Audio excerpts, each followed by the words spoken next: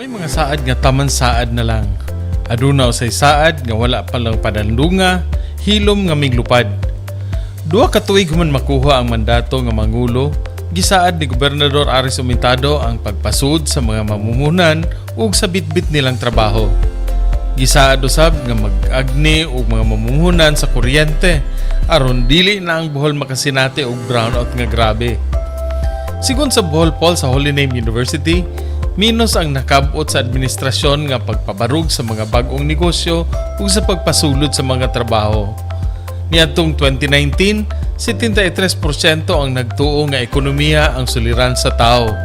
Sa 2024, ang nagtuo nga ekonomikanhon ang mga problema, 52% na.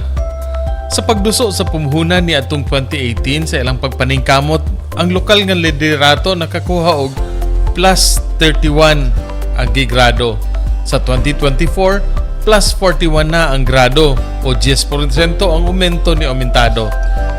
Sa paghatag kahigayunan sa trabaho, 2018 ang administrasyon gigraduhan og plus 24.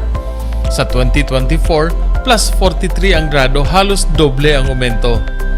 Ingon pa nila, survey man lang na.